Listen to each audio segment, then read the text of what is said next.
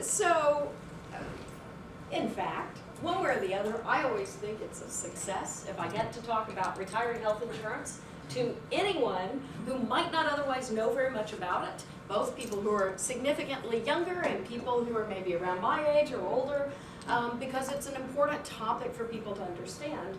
And what I have found over the years is that our collective knowledge about this area is, well, woefully poor. So what I'm going to talk about is obviously employment-based retiree health benefits, which have indeed been the primary focus of my academic scholarship over the last 8 years or so. I've written a number of articles on different aspects of this. For purposes of today's discussion, I'm going to assume that you are not familiar with employee benefits in general, that is not your areas of expertise or knowledge, and particularly not with regard to retiree health insurance. I think especially given how few people we have, if you have a question about a slide or a term that's kind of a shorter question, just stop me and let's answer it rather than going all the way to the end when then we can't remember what we were talking about. So, all right, so first, when I say employment-based retiree health benefits, what am I talking about? I am talking about health insurance provided through a former employer to former employees and typically their dependents for those people who have satisfied eligibility provisions. So typically that means you'll need to be at least 50 or 55 and have worked some number of years for that employer in order to qualify for these benefits. That is normally how this ends up working. So sources of health coverage. The reason I have this slide is because I want to highlight that there are other ways, other sources of health insurance coverage that I am not in fact talking about, but that are available to people once they retire. So what I'm focusing on is only the first one, those coming through a former employer, as opposed to health insurance through the Medicare system. Generally, Medicare provides benefits only to those age 65 or older, or people who are disabled, or there is a separate eligibility category for people who have end-stage renal disease, which basically means kidney failure. Also as distinguished from Medicaid, which in fact covers a tremendous number of people who are 65 and older, especially for nursing home coverage. That tends to be paid for heavily through the Medicaid system. But Medicaid eligibility is extremely limited. You have to have very, very low income, very few assets. Historically, meaning all the way up to 2014, you not merely had to meet the income asset limits, but you also had to fall into one of a number of limited categories of eligibility. One of those was being age 65, just being aged. One was being blind or disabled, and then being a pregnant woman or having dependent children. Those were the categories that you could qualify. The elderly typically obviously qualifies being aged. This is changing, even though I'm not going to really talk about Medicaid, but one of the effects of health reform is this tremendous expansion of Medicaid eligibility to actually cover everyone in the population who has below a certain level of income and assets. So it is an enormous expansion, and it does pick up these people in that 55 to 64 age range, many of whom had no good option. If they didn't have enough money, there wasn't any government program at all, unless they were disabled, that was going to provide health insurance previously.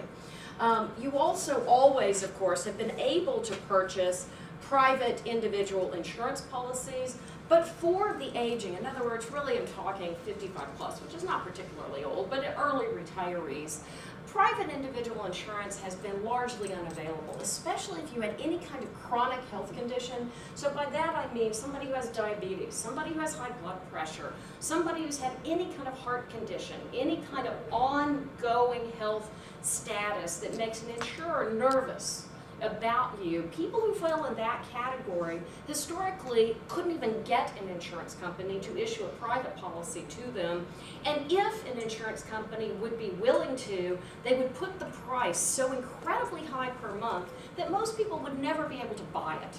This is the reason why, we might have said, well, there was individual insurance available, but it wasn't realistically available. It was more of a theoretical availability beforehand. So employment-based retiree health plans, the real focus of this, fall into two big categories. One are for early retirees, typically aged 55 to 64, not yet Medicare eligible, and one for Medicare eligible retirees. Useful things to know here. For early retirees, people in that category, what those people usually get from an employer is a continuation of their active employee health insurance. Typically, the plans look exactly like whatever you had from your employer. The difference is not the terms of coverage or even the provider. So for example, if you have Blue Cross Blue Shield, you will typically have a Blue Cross Blue Shield plan as an early retiree. The difference is who is paying for it. When you shift from active employment to retiree status, most employers will shift the vast majority of the cost of that coverage onto your shoulders as the retiree. They will not continue picking up what is typically about 2/3 of the cost. Most active employees are only paying about 1/3 of the expense for their health insurance coverage, even if they don't realize that. For Medicare eligible retirees, it's a very different situation, because for Medicare eligible retirees, what you get from your employer is supplemental to the Medicare system. So you have Medicare as your base level coverage, and then you have the employer coverage wrapping around it or lying on top of it. I sometimes think the way to think about this is imagine a waffle. And waffle has all these pockets, right? Well, Medicare is nowhere near as generous as most people tend to think it is. It has lots and lots of gaps in coverage. It has lots of out-of-pocket expenses. All of those costs add up very, very quickly. The donut. Yeah, well, there's like the donut hole is a very good example, yeah, in Part D coverage. And what supplemental plans do is effectively they're the syrup that you pour onto that waffle and you even out the surface so that then you have a nice, smooth, complete package. That's effectively the idea. They tend to be a whole lot cheaper, both for employers and for retirees, because Medicare is picking up the big chunk of costs, especially really expensive costs like hospitalization. So a little hard to come up with numbers in this area. Typically, what I see, the numbers change. Part of the problem is there's no easy centralized, I'm sorry, I'm probably destroying your taping here because I keep moving around and talking to this side. No, it's perfectly fine. You don't have to.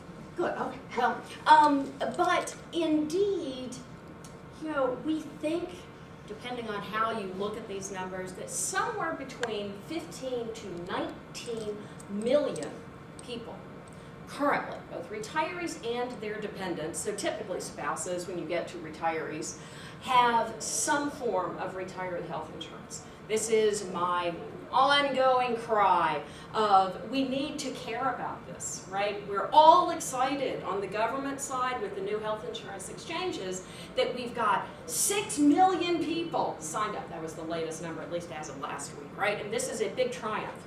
But think about it, 6 million people and the federal government is going yahoo, but we've got 15 to 19 million people relying on these employment-based benefits. And these are seriously at risk. So it is an important issue that people just don't focus on because like the number of people here, we just don't want to think about it too much. Did you have a question? No. Okay. All right. So my favorite slide, they've been updating it continuously for the last 25 years. It is the most common study referred to by anybody. Government, academics, I don't care who you are. It is this study done by the Kaiser Family Foundation with the, I think it's Health Resource Education Trust, I think that's HRET, that shows the decline in retiree health benefit offer rates. If you notice over here, the monster jump is this one, 66% down to 36%. Note that that's over a 5-year period. And I'll get to in just a minute what happened there. But what you notice here, first of all, be careful to notice this is larger firms, so 200 plus employees. that is basically who offers retiree health insurance. Some incredibly small percentage of smaller companies have ever offered these. This is a bigger firm benefit, as it were. This number also, another thing to keep in mind about it is it takes into account both public and private sector, and that artificially inflates this rate because the offer rate in the public sector is significantly higher than it is in the private sector. Probably this is, in fact, the easiest way to see that. So if you notice the dark green, the private sector, come on in, join us. Yay, we have room, another person, we're excited.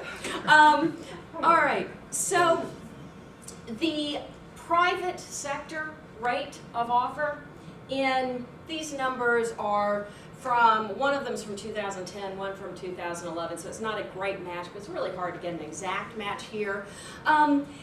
It's 5%, no, 6%, I'm sorry, and 6% of private sector companies are still offering this. That is a staggering decline when you think about it. 6% of non-government employers still offer this benefit. It is becoming a rare benefit.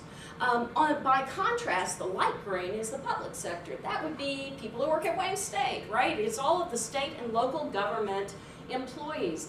And as of about a year ago, 78% of public sector employers still offered this benefit. So dramatically better than the public sector. But before you get all excited and think the answer is let's go get a job in the public sector if you want to have retiree health insurance, there's unfortunately bad news in this area also. In the last decade, the percentage of state employers who are still offering these benefits has dropped from 95% in 2003 down to 70% about a year ago. So there has been a 25% decline in a decade in state government employers still doing this. So why should be the thing that crosses your mind? Why on earth are these benefits going away, especially if they're as important as they really are? Okay, a little bit of background here. Medicare, right? LBJ, 1965. Why would I have an image of LBJ signing Medicare? Because Medicare is what triggered the growth of retiree health insurance in the private sector. Why? Because, first of all, employers could piggyback on Medicare. For those of you who just came in, we were talking about the fact there are two types of retiree health benefits, those for early retirees, those not yet eligible for Medicare, and those for Medicare eligible retirees. Medicare eligible retirees get supplemental coverage. Well, if you're an employer and you want to get a bang for your buck, adding on a benefit on top of Medicare is a great way to go. This was even more true in the late 1960s when Medicare did not have all the restraints and cost sharing, cost saving mechanisms it now has.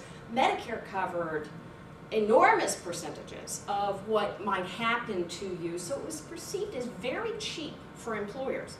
It was also perceived as very cheap by insurance companies. So in fact, what a lot of insurance companies would do in order to convince an employer to buy their policy for active employees, right, covering the mass of the active employees, is they would say, you go with us for active employee health insurance and we'll throw in the retiree benefit for free.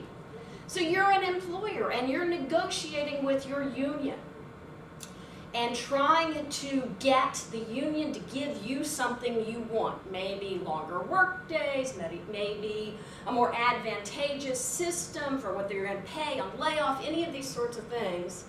And you say to the union, well, here, you give me what I want over here and we'll give your your members, retiree health benefits. And the employer's thinking, this is great. Back in the late 1960s, we didn't have that many retirees compared to the masses of active workers, and you think you're going to be doing great. So Medicare triggers this huge growth in these benefits. You know, the problem with all of this is, of course, is that everybody's merrily promising this without ever thinking about how much it's going to cost. And this continues merrily along through the 1970s, and then eventually we get to somewhere in the 80s and the economy starts not doing so well. We start having shutdowns and we start having people hitting retirement age. And all of a sudden, a system that was structured on top of no one thinking about how much it was going to cost in the first place.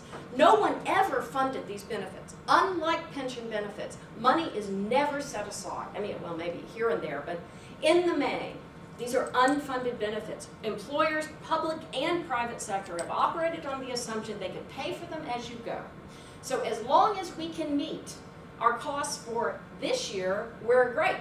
We're just going to ignore how much it might cost in the future. And we went along all the way into the late 1980s before anybody stopped to think that possibly this could be a problem. What happened in the late 1980s was that the Financial Accounting Standards Board, which covers private companies that have to have certified or accounting statements that meet generally accepted accounting principles, ended up saying, you know, we think that you need to be reflecting the present value of your accrued future retiree health benefits on your balance sheets. In other words, whatever over the future you think these might cost, you need to come up with a current present value, and that needs to show up effectively as a liability. One would think in retrospect that everybody should have known this, but they didn't. They didn't. They're not accountants.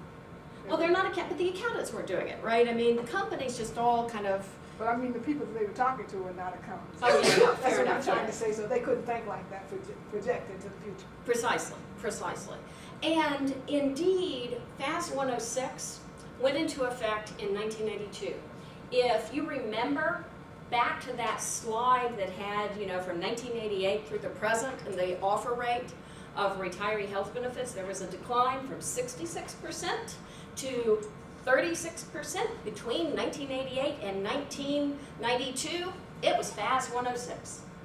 If an employer could terminate their retiree health benefits in the main in the private sector, they did.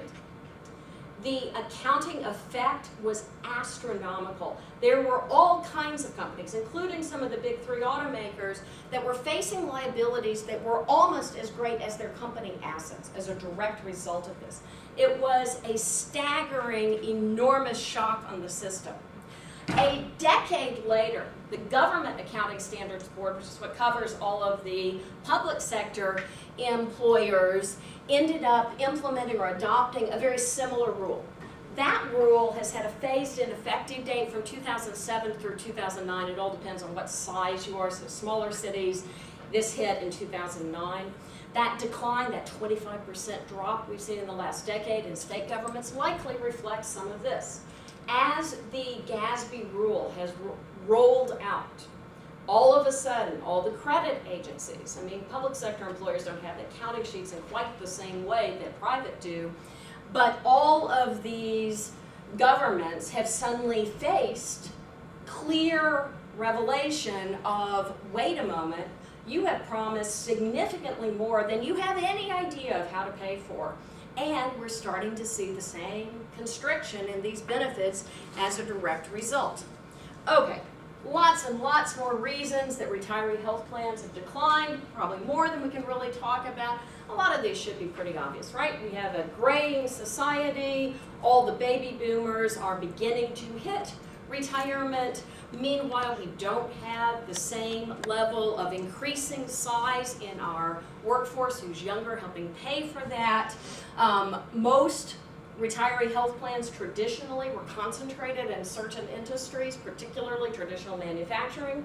The fewer traditional manufacturing jobs we have, the less likely we're going to have retiree health benefits. Union membership has declined to some incredibly low level.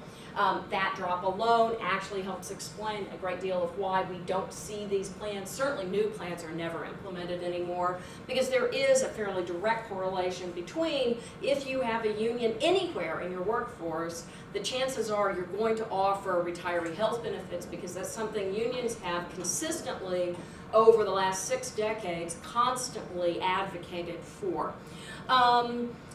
Okay, in the end, what it comes down to is money. Money. There are 800, this is the conservative estimate. The conservative estimate is $850 billion of unfunded retiree health liabilities. This has nothing to do with the pension side. Absolutely nothing to do. What people talk about, to my continuing frustration as someone who talks about retiree health insurance, everybody talks about the pension side, right? Everybody focuses on that. But pensions, you have some money put away for, right? There is no pension plan in this country that is not at least partially funded. Retiree health, not so much. There's a reason why you see $235 billion, by the way, on the private sector, and you see almost 3 times that on the public sector. That reflects that 6% of private employers still offering these as compared to 78% of public sector. What we notice here is the retiree health are frequently higher than the pension because they're unfunded. Here it's probably worth for all of us, since we're all here in Detroit, stopping and noting. So what you tend to hear about in the Detroit bankruptcy all the time is the pension number. Pension number is roughly $3.5 billion underfunded, right? That's what we're in the midst of the newest plan, trying to figure out how much are we going to cut retirees. But the health liability number is not $3.5 billion, it's $5.7 billion. It is not quite twice, but it's almost. This is why the retiree health benefits are in danger of being slashed to the point that it's almost laughable. I mean, compared to what people had and what they will have. And they have no protections the way the pension plans do. There's no constitutional guarantee that applies, even arguably, to the retiree health liability. So really a much worse position on these. Okay, so employers, right? They look at numbers like this and they start struggling. They've been doing all kinds of things for a really long time. They do the same things in the retiree health world that they've been doing in the active employee world. They increase premiums. They increase the share of premiums, right? So if an employer was paying 60 or 70%, employees were paying 30%, well, the employee starts paying 50%, the employer's paying 50%. That's even more exacerbated when you get to the retiree health side. Those numbers tend to be the other way. The employer might have been paying 25% and the retiree paying 75%. All we have to do is increase that percentage for the retiree a little more and you shift some costs. We increase co-pays. You know, instead of costing you $10 to go to the doctor, it costs you $25. We increase co-insurance, the percentage each pays. We increase the deductibles before the coverage even kicks in. We restrict you to certain networks. We use all those managed care. You know, you have an HMO versus the traditional fee-for-service under Blue Cross Blue Shield. There's been a big shift to defined contribution models. These are the employer dumps a set amount of money into a health savings account. Health savings account is linked to a high deductible health plan. The retiree gets to choose whatever he or she is going to use that money for. The theory, of course, is that you use it to pay for your health care expenses up till you get to that high deductible, but people don't always do that or they don't choose wisely. In fact, moving to this is one of the things that's likely to happen with the new health insurance marketplaces, is that employers will put a certain amount expecting people to use it towards premiums in the health insurance marketplaces. That's one of the ways out employers are likely to take. The idea is always to get to the point the employer can say, I'm going to contribute this amount and no more than that, and that's the extent of my exposure, which is a whole lot better than the open-ended liabilities that we have had. Last one with retirees, this is specific for retiree plans. It is acceptable to adopt caps on your total contributions. So you say, well, over time, I'm not going to expend more than $100 million. If you're a huge company, automakers, you start getting in numbers like this very quickly. You're going to say, that's my total. And a lot of these employers, about half of private sector employers in the early 1990s, as a way of managing the balance sheet hit that resulted from FAS 106, is they put in place these caps. And what happens is once you have a cap, any expense after that cap simply pours over and hits retiree shoulders. So even if things stay stable for a long time, the moment you hit the cap, you're going to have, as a retiree, this huge uptick in how much your share of expenses are as a result of those caps. Okay, now let's see. Also worth noting here very quickly that indeed, one thing that people frequently ignore is the fact that you have retiree health insurance does not mean that you have great retiree health insurance. There is enormous variation in what retiree health insurance is. In general, if you have any kind of retiree health insurance, you are so much better off than the vast majority of the world, right? I mean, you are really much better off. However, you can have very generous plans where a retiree and that retiree spouse are effectively guaranteed something close to, if not exactly equivalent to active employee health insurance at the same kind of employer subsidy as active employees had throughout their lifetimes. That is the classic retiree health model. That's what's so incredibly expensive. You can have that. Those are quickly going away. I think there are probably some that still exist, but very few. At the other end of the spectrum, you have what are called access-only plans. An access-only plan guarantees you the ability to get the retiree health insurance at a group insurance rate, which means even if you had a heart attack last year, you're still going to be able to get health insurance, and your premium isn't going to reflect the fact that, well, you had a heart attack last year. So even an access-only plan is a great deal for a retiree compared to what they could get on the private market.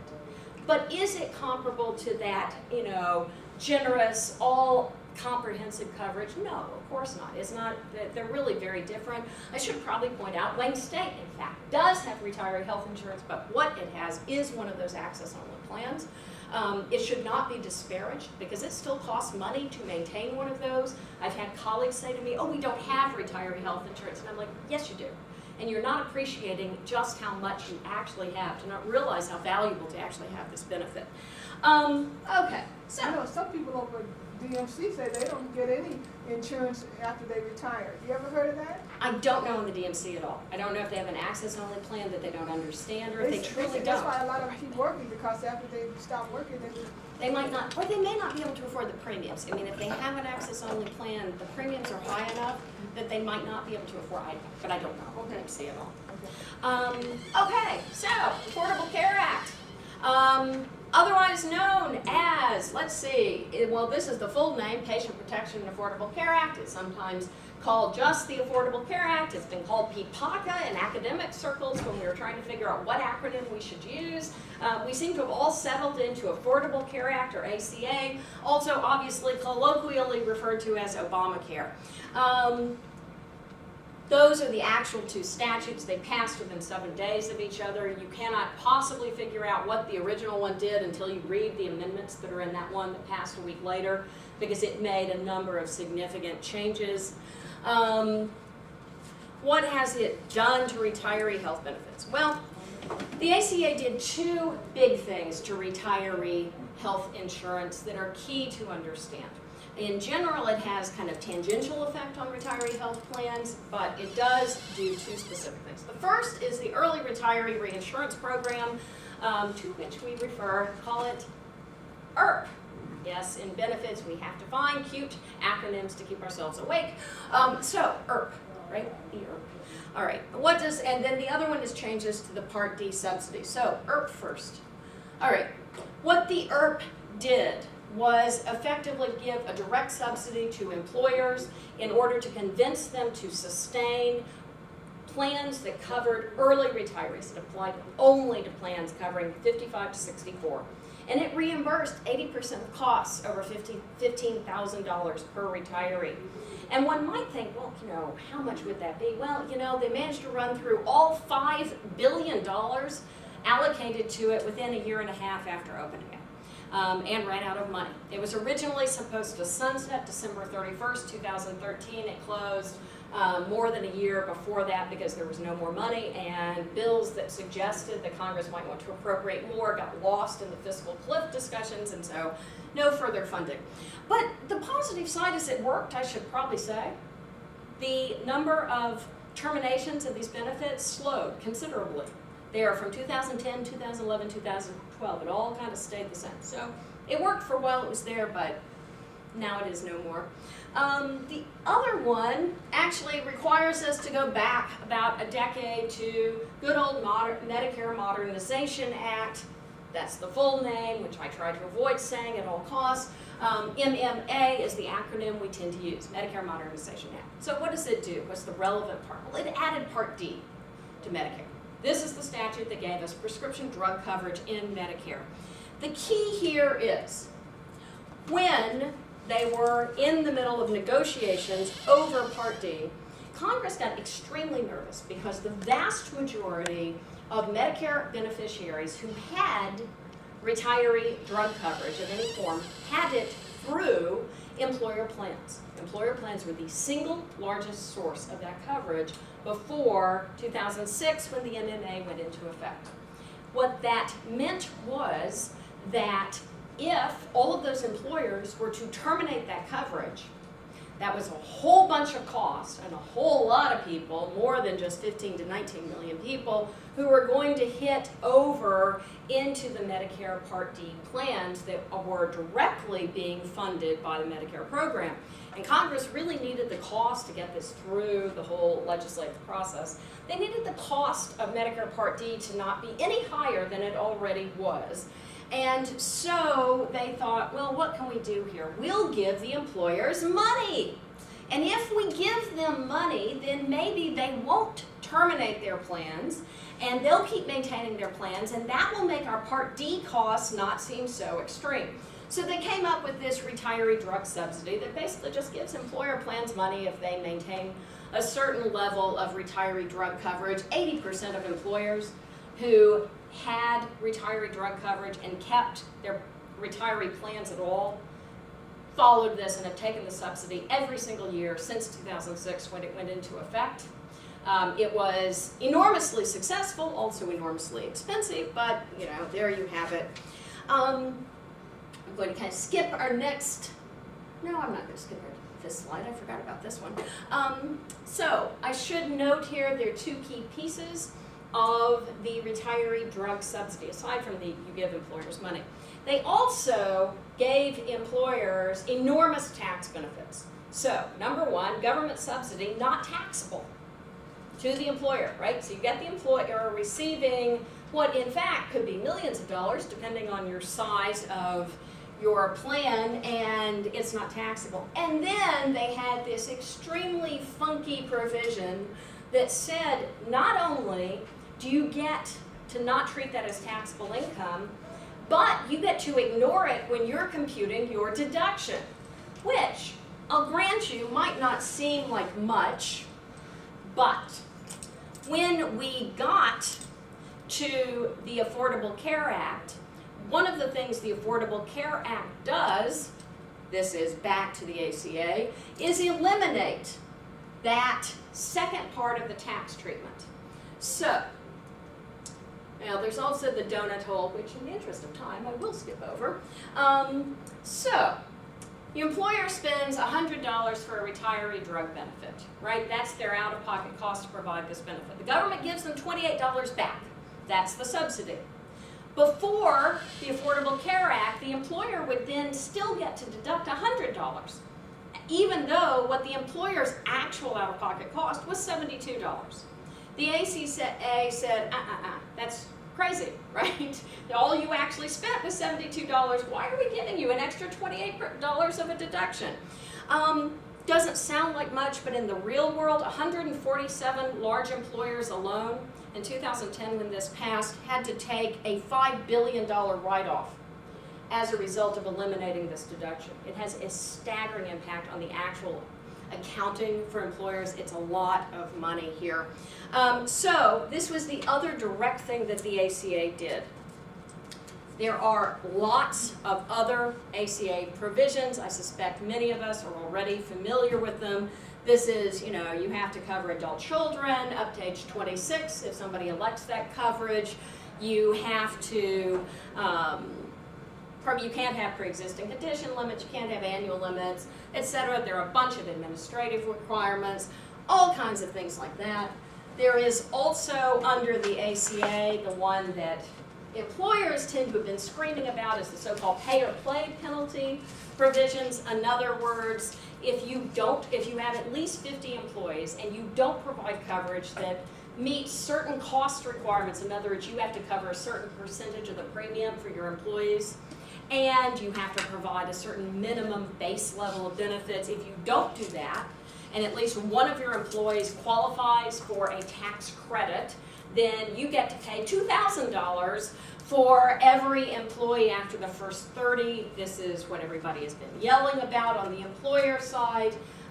It means that while you're not forced to provide health insurance as an employer, you've got a significant penalty if you don't provide something at least minimally decent. It's been delayed to 2015. The key here is that it doesn't apply to retiree-only plans. So, in fact, an employer that's sitting thinking to itself, well, what am I going to do? I've got this potential cost looming on the horizon, and I have a retiree plan, but this penalty doesn't apply to my retiree plan, but I'm going to have to beef up what I'm doing over in my active employee plan. What are you going to terminate? You're going to get rid of your retiree plan if you can. So there's certainly that. There is also, even though it's not here yet, and, well, you know, we've got a whole other presidential election and a congressional election before we get there, so I'm a little cautious in just assuming that this is going to actually hit.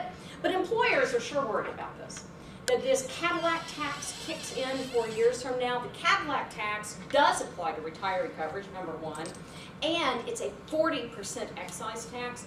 It is easy to think to yourself, oh, how many plans are providing more than $10,200 worth of coverage for employee, but actually our plans here probably do. If you're an employee of Wayne State, this would be a standard, just that kind of decent, good, big employer coverage. Most of them will trigger this. And so you have employers looking forward and even more nervous about the costs that are coming down the road. And again, every single time, when you have more costs as an employer, who are you going to cut? Your actives or your retirees? Well, you're going to cut your retirees because they're no longer with you. They're not really your problem anymore. And generally, you don't have a lot of legal obligations to maintain them.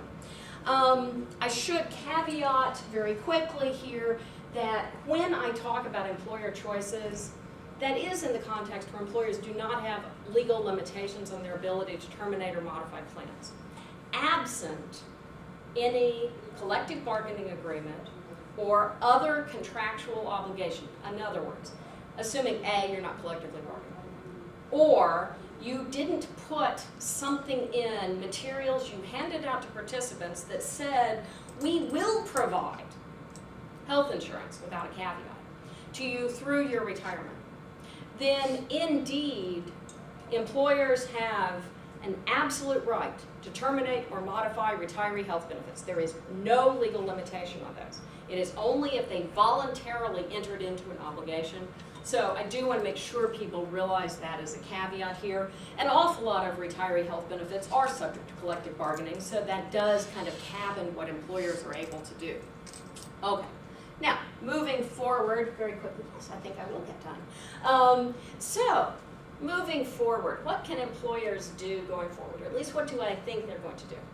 Well, first of all, after years of rather depressing focus on this particular field of law, I believe strongly, sadly, that most employers are just waiting to get out of this. You know, I'm running out of creative ways to say the plans are dying. I think I've titled so many articles with every possible permutation of this. I don't know what else I could say anymore about it. So really it's a question to me at this point of what are they going to do to get out? And how are they going to do it? And what is the impact of that? Because some of these methods are a whole lot better for retirees than others. The options really break down to maintain status quo, embrace the marketplaces, or terminate the plans, right? I mean, everything falls into one of those. Maintain status quo. What do I mean? Well, I don't mean they're not going to make changes, right? They always are making changes. They make changes in active employee plans, right? Your premium goes up a little bit every single year, right? We all know this. What this really means would be that you kind of ignore the fact of the ACA. And indeed, employers could do this because while the ACA otherwise has all these new rules that it puts on employer plans, most retiree plans cover only retirees. And there is an exception in ERISA, the Employee Retirement Income Security Act, which is one of the big statutes that governs this area of law. There is a parallel exception in the Internal Revenue Code. Those two exceptions say that if a plan covers fewer than 2 active employees, in other words, you cover no more than 1 active employee, a retiree-only plan, that indeed you don't have to comply with a whole bunch of the rules that otherwise apply to employer plans. That includes a lot of the requirements under health reform, under the Affordable Care Act. So employers do have significantly more ability to ignore the ACA than would be true otherwise. Otherwise, it would not be possible to ignore it any longer. Why would someone do this? Well, because it's familiar, right? You've had the same plan for a long time. It's working for your retirees. You know how to manage the costs from year to year. You've got kind of a good thing going. I mean, it's not an irrational approach, especially if you're subject to collective bargaining or other contractual obligations. This is indeed what you might do. It's worth noting here, however, that if you continue the current path where every year you push a little bit more over to the shoulders of retirees, you will effectively get to the point eventually where it's cheaper for retirees to go buy a plan on the marketplaces, and it might take 15 years, but eventually you'll have retirees leaving your plan no matter what, because they can get a better deal otherwise. But still, some people might do this. The other one is embracing the ACA. So what do I mean by this? Well, effectively, you're either enticing or you're pushing. Just a question of where you want to start. But what your goal is as an employer is you're trying to get all these people who are currently on your plan to move to the health insurance marketplaces. Because if you can get them to do that, even if you are giving them a premium subsidy, and even if at the outset that premium subsidy is as much as you are spending on them in the plan, over time, once you get them used to those marketplaces, number one, you relieve yourself of an enormous amount of administrative costs by doing that.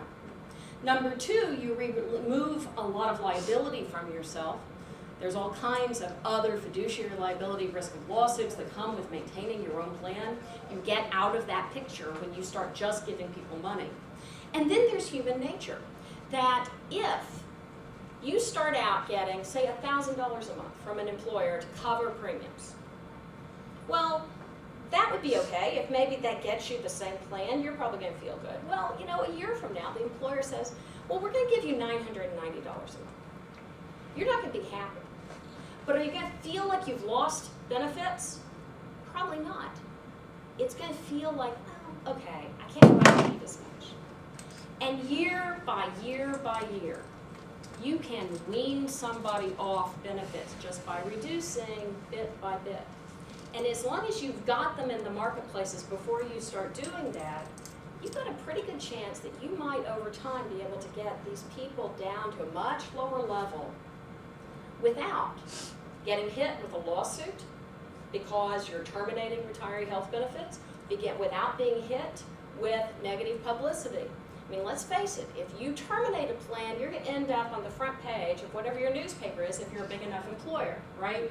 And you're going to have very, very vulnerable adults, right, who are sympathetic human beings, talking to the news, talking about what this is doing to their lives.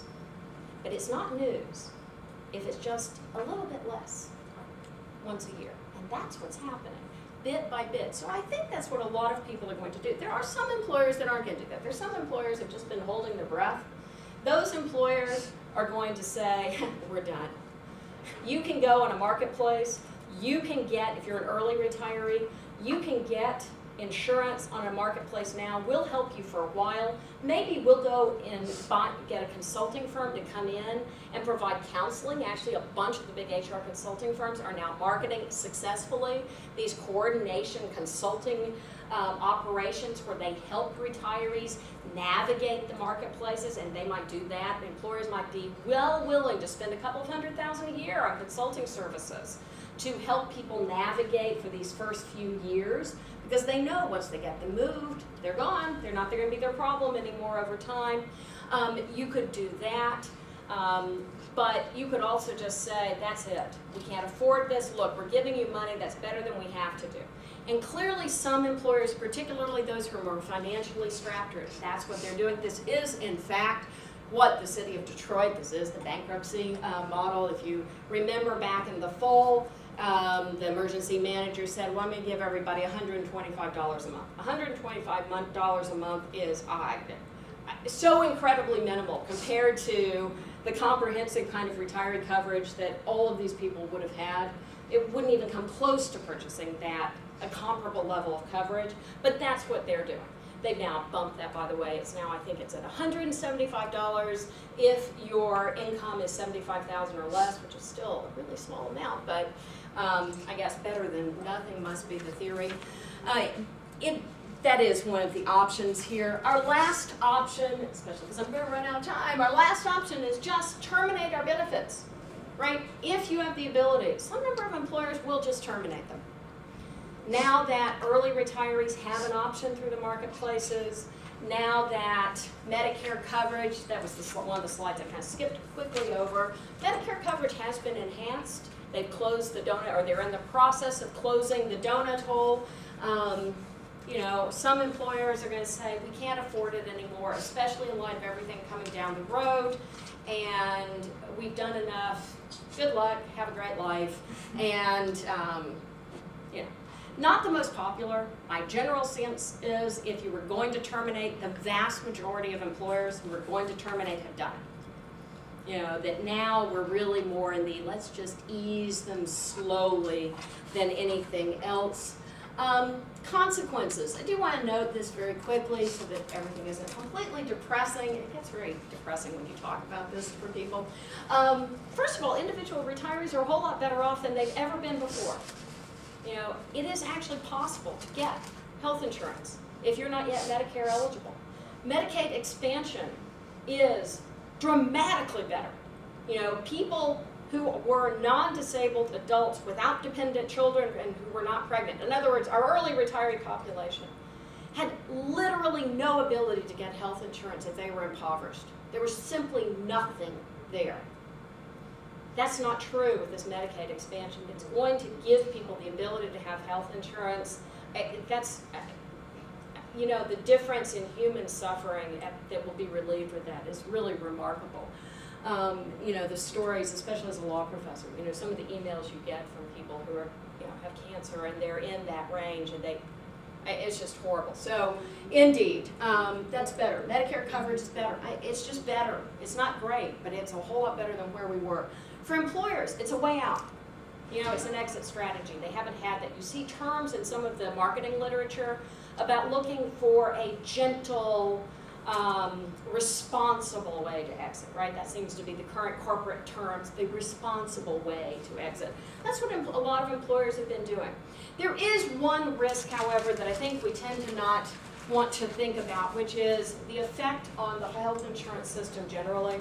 If you remember, we talked about how excited we are at 6 million people, right, signing up for the health insurance marketplaces.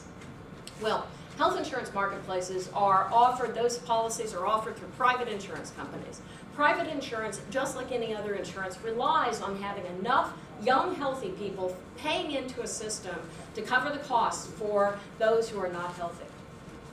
If you take 15 to 19 million older people who are sooner or later guaranteed to get sick and be expensive, and they end up being the primary people who end up enrolled because they know they need the health insurance, it tilts the risk pools in dangerous ways, which could make sustaining this splintered system that we've now created very difficult in the long run.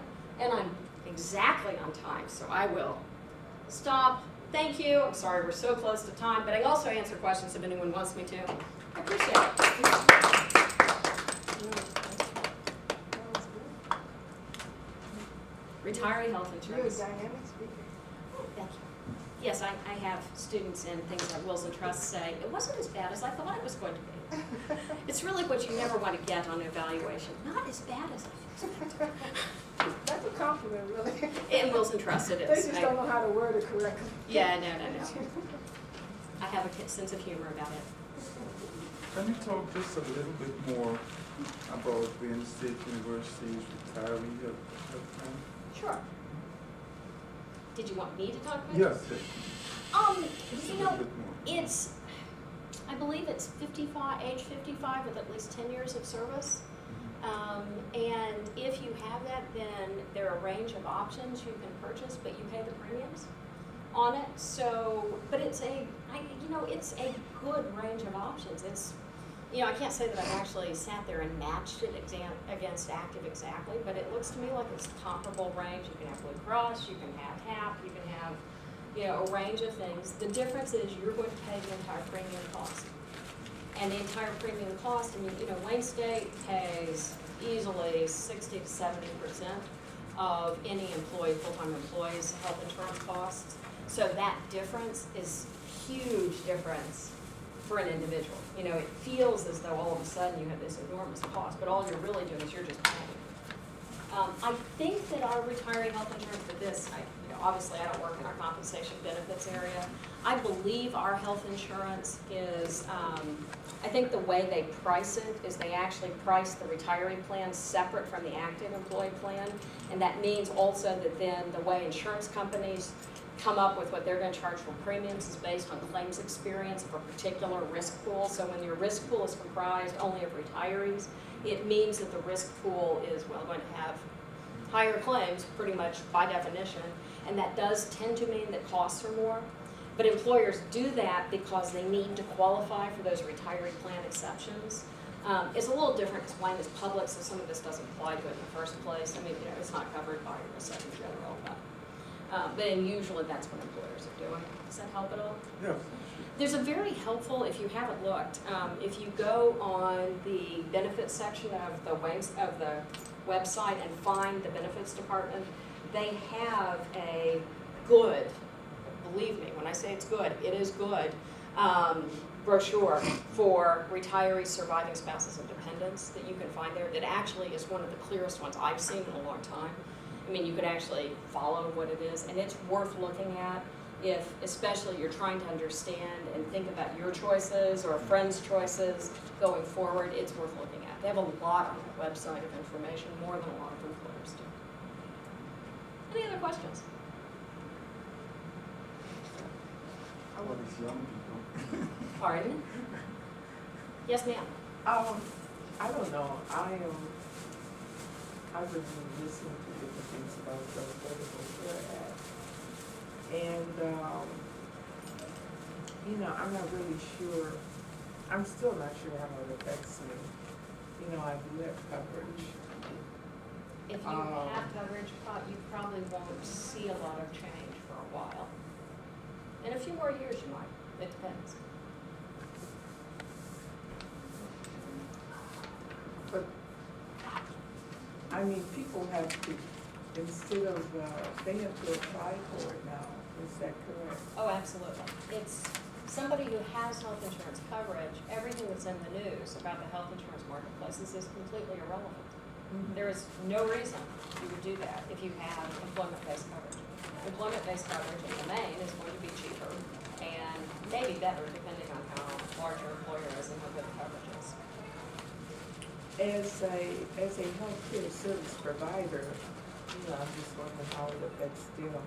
Are they doing anything to, like, when people present for care and don't have coverage, are they doing anything to enroll them or to assist them in I don't, into a program? like if you show up at a hospital and you need care, I don't know what hospitals are doing in that.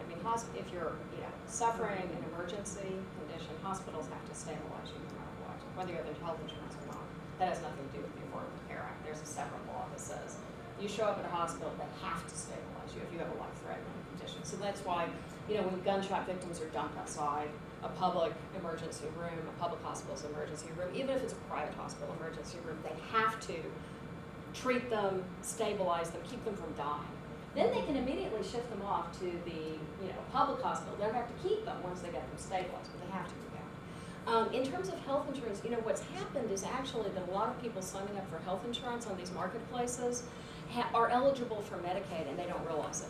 So one of the big things that is Medicaid or Medicare? Medicaid. Okay. People who are eligible for Medicare usually know they're eligible for Medicare. But Medicaid is the problem because a lot of people haven't realized that their income asset limits are low enough. It's 400% of federal poverty level, and that gets you up into around $20,000+, more than that actually. And so there are a lot of people who didn't realize that they're eligible for premium tax credits and that they can get help and they can actually get health insurance. So they go in to sign up under the normal health insurance marketplaces, and there are parts of those systems that will immediately flag them and kick them in and say, no, you're eligible and you're enrolled in Medicaid. And so then all of a sudden you're going to be getting all of this financial assistance that a lot of people didn't know that they were even eligible for. So that is actually a huge difference for the uninsured population. And that's financial assistance regarding the health care benefits. It covers health insurance. Medicaid will pick up health insurance benefits. If you're older, if you need nursing home assistance, Medicaid picks up a lot of the nursing home. For people who are actually fully qualified for Medicaid, Medicaid will cover your nursing home costs if that's what you need, in addition to all of your health insurance. Okay, I have noticed that some people, they're like transitioning, maybe they had care, but the coverage was terminated for some reason or other. And they're under care, but it's not continuing because they can't pay for it. They might have different levels, like maybe they need to go for x-rays and they can no longer afford x-rays. And their doctor requires them to have the x-rays before he can, properly treat them. Those are the people who should be enrolling, hopefully as of yesterday, for health insurance through the marketplaces. It is those people where their employers terminated the plans. There also have been a lot of cases of people who had individual policies through some of these group associations. So, for example, some freelance associations that represented people who do freelance independent contracting work, they were getting health insurance through those trade associations. And most of that has stopped because they can't really continue to provide what they were providing before. A lot of those people have lost that health coverage and now have needed to go through the marketplaces. But what you should have done in those cases is immediately turn around and start trying to enroll in those marketplaces, presumably back, I don't know, in October, not the last day. But, that's certainly what people should do. And everything from, certainly, if you didn't do that and your health insurance terminates, health service providers in the main, unless you have an emergency condition, are going to say, no, wait till you have health insurance because we want to make sure we're getting paid. So. I guess this is probably the last question. I noticed with the children, at one point, and they still have it, they were really promoting the immunization of children. In fact, the children cannot go to school or daycare unless they are properly immunized. At one point, they could go to the community health clinics and be immunized. If they went to their private doctor, they might have to pay like anywhere from $100 to $200 per visit. Yeah. So I'm just asking, how does the ACA affect or is there any? I don't think that it has reduced those, but I have to say that I don't think it has done anything that would take away community health centers providing those kinds of, because those are really public health incentives, right? And the ACA in general tries to expand public health and make public health better across the board. And there are a lot of initiatives that are in the ACA that are intended to, in fact, make public health initiatives work even better. But I will say, that is not my area of the ACA, and children especially, I tend to focus on people who are at least 50. And so I tend to be a lot better with those rules, and I can't say that I've actually looked at those particular pieces of it. I'm not aware of something, but I can't imagine that it does, but I could be wrong. So heavily caveated answer on that one, I think. Anybody else? Thank you so much. My pleasure. Thank you for coming. And now we